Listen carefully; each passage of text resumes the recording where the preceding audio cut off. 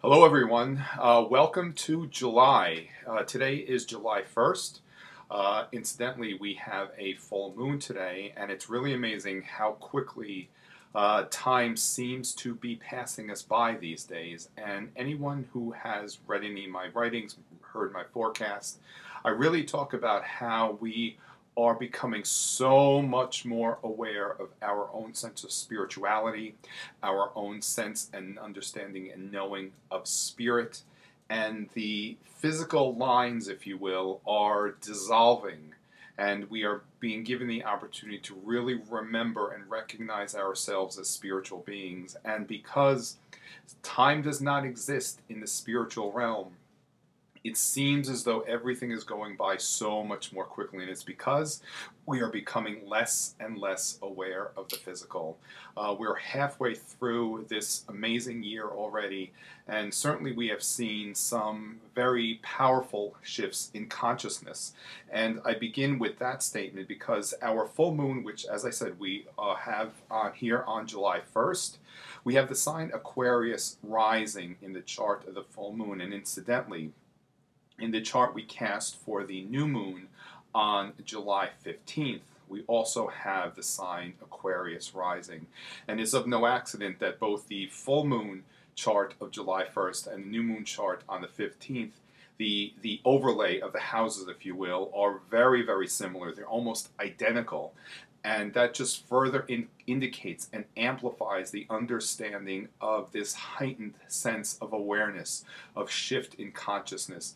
Just look at the events that took place over the course of the last week, especially here in the United States, how it seems as though we're progressing very, very quickly with alternative understandings and alternative principles, and these higher understandings and awarenesses of who it is that we are, and certainly that we can embrace this consciousness and understanding about each other.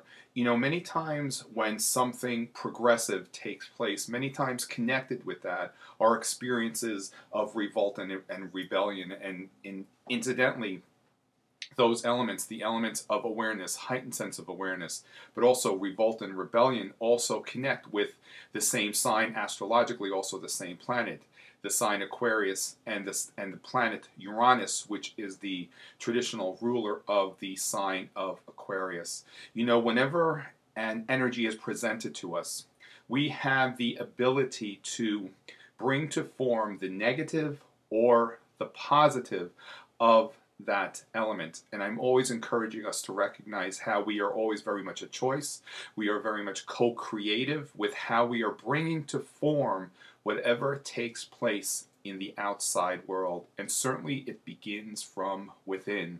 If we are choosing to eliminate and dissolve the element of hate in the outside world, we have to do it within first.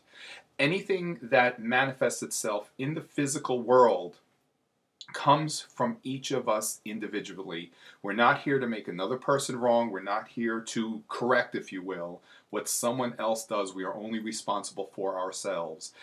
I bring all of this up because there are elements of Aquarius. It's really about the awakening that's taking place within us, and how we are creating and co-creating the experiences of the physical form, the physical world, excuse me. As I said, with an awakening, there can always come rebellion, and that's because many times we resist. We resist the advance and the move forward, and we resist the change. Great change, great awakenings connects with Aquarius and Uranus. And again, these concepts, these elements are very prevalent in this month specifically. Also, the new moon, the full moon of July 1st triggers the energies of the April 4th eclipse. The trigger point of these energies, it's a time to move forward. It's an advance. Whatever was taking place with you at that time, in that April time period, with those last series of eclipses, allow yourself to be aware with what you need to do now so that you can move forward. You can move forward, advance. It's a time of shifts. It's a time of change, advancing, moving forward, acceleration. The less we resist what we need to do for ourselves, the easier the flow of energy is for us to move forward in whatever it is that we are choosing to experience for ourself. As I said, this month we're in a time of a big shift and a big awakening. Allow yourselves to awaken. Allow yourselves to be aware with whatever it is that you might need to do so that you can move forward with whatever it is that you are choosing to experience for yourself. Also, we have a very strong element in the full moon chart, the element of empowerment, because at the time of the full moon, Pluto and the moon are in close proximity to one another. Pluto is the planet of empowerment, especially empowerment of the self. However, when it's demonstrated at a lower vibrational frequency, that this demonstrates and displays itself as destruction. Many times when Pluto is at the highest point of someone's chart, they have the ability to very much empower others, or at the negative, what happens is that there is a disempowerment that takes place. Many times when a dictator rises to power, they do have that element of Pluto very present in their chart. That dictator demonstration is a very low-level demonstration of that Plutonian energy. When that energy is demonstrated from a high vibrational place, we are given the opportunity to embrace others, especially embrace the element of empowerment in the masses. So let's use this time to recognize how we need to empower ourselves to make that change. And many times that understanding, the real understanding of the humanitarian empowerment, comes from when we recognize our connection with Spirit, as all things do. When we recognize our connection with Spirit, we create very powerful and positive changes, not only for ourselves, but for others as well. On July 6th, the sun in the sign of Cancer will form an opposition, which is a full moon energy aspect to Pluto. So during that time, we could see some upheavals, some unsettlement take place out in the world. However, as I said, if we are to offset any negativity which takes place in the outside world, we need to first do it within ourselves.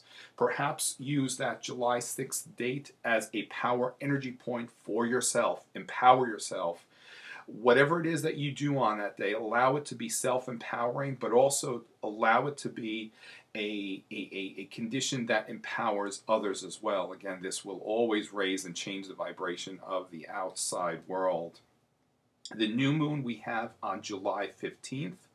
We actually have Mars also forming an opposition to Pluto on that date, so certainly the possibilities of unsettlement are very present out in the world. And since it is a new moon, because it's a new beginning, it's a time to encode some very powerful energy in ourselves and set some very positive, powerful energy in motion. The new moon on the 15th, it's in the sign of Cancer. And it was Kahlil Gibran who said, our homes are our larger bodies. The sign Cancer connects with the home, our place of residence. It's also the sign of the mother figure, the nurturer, in our charts. At this new moon, I'm going to encourage you to recognize how our homes are our larger bodies. Whatever takes place within ourselves will be manifest and demonstrated in our homes. The home reflects what takes place inside of us. It's a physical representation of what we need to be aware of, and perhaps if there are any imbalances taking place in the home, if there's anything that doesn't feel right, certainly it comes from within.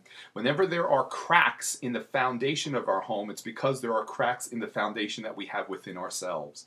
You know, and whenever there are water issues with a home, it's because there are emotional issues that are perhaps building up that need to be released. These are just suggested elements to be aware of. Certainly it can be much more complex, but I offer you the opportunity to recognize all of this for yourselves. Right before the new moon, as I've said many times, it's what we consider the dark moon. It's a time of release, clearing and cleansing. Perhaps use the period before the new moon, perhaps the 12th, 13th, and 14th, those days to purge, clear, cleanse, release what no longer serves a purpose for you in your home. If there are a lot of accumulations, over accumulated matter, to an extreme, the experience of hoarding, certainly that's the perfect time to clear all of that out. Anything which might create an imbalance in your home, allow yourselves to release it and clear yourself of it before the new moon on July 5th. Excuse me, July 15th. Also in the new moon chart cast for July 15th, the sixth house of the chart is emphasized. The sixth house is our physical well-being. As I said, our homes are reflections of whatever takes place inside of us. So perhaps at that time also recognize whatever it is that you are doing for yourself and your own sense of well-being.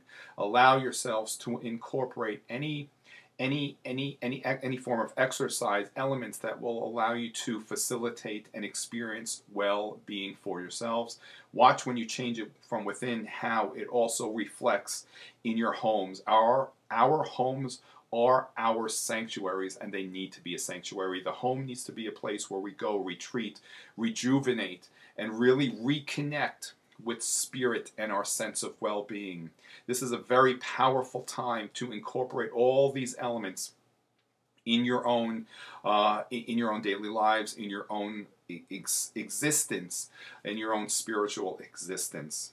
On July 25th, the planet Venus will begin its retrograde phase.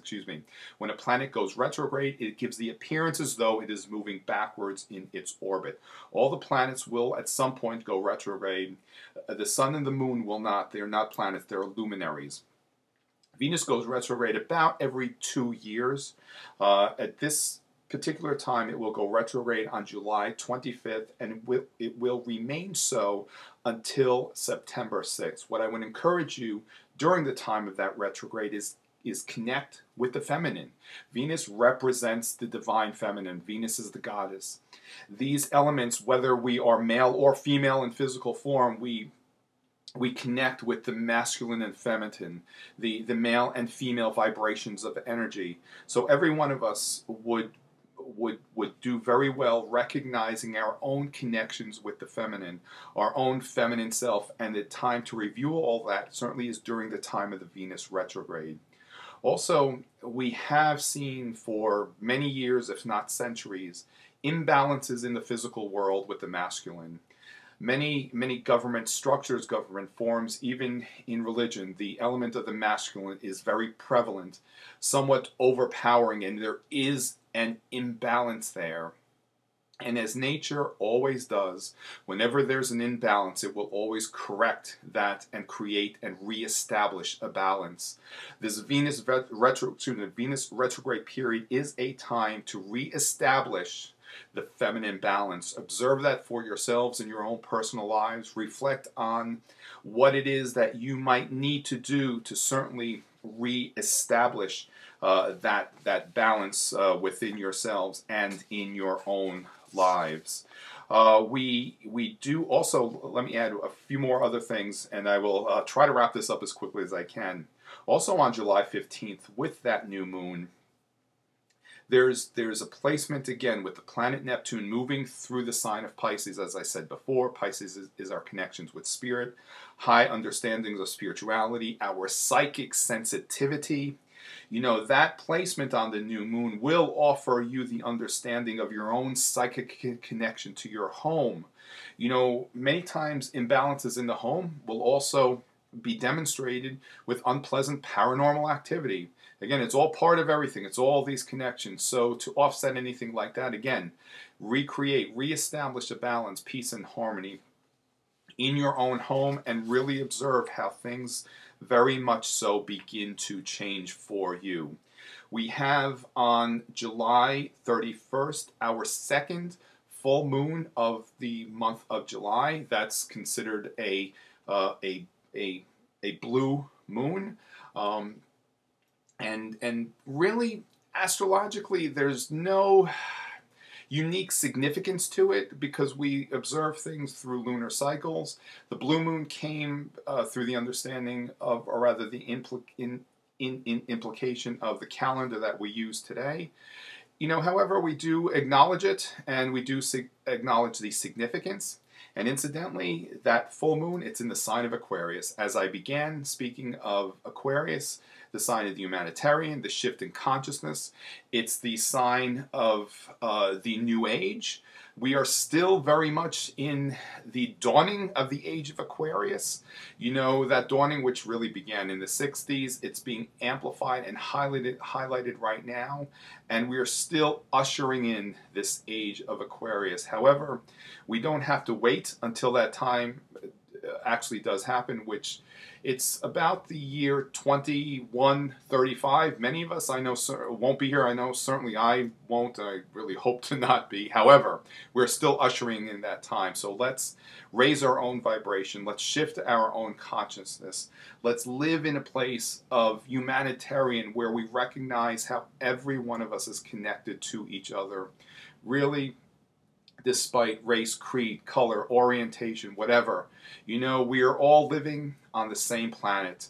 Just because we may exist in different geographical locations does not mean we are separate from one another. We are very much connected. So let's continue to bring forth this sense of connection, awareness, peace, and love, certainly for ourselves, but for all of humanity. So, as I said, time is moving very quickly. I do hope to be back at the new moon, the mystical moon in November. Certainly, if anyone needs to see me ahead of time, you can contact the girls at the mystical moon. They can set something up for you. I will open myself up whenever I can for appointments through the mystical moon psychic website. My availability isn't always so available, but I will make myself available whenever I can. So have a very safe 4th of July weekend. Recognize that we are all independent. We all have freedom, especially when we can recognize that we are connected to well-being and the all that is. So have a very safe weekend. Take care of yourselves. Take care of each other's. Always stay in the light and in a place of love. And I will see you very, very soon. Be well. Blessed be. Namaste.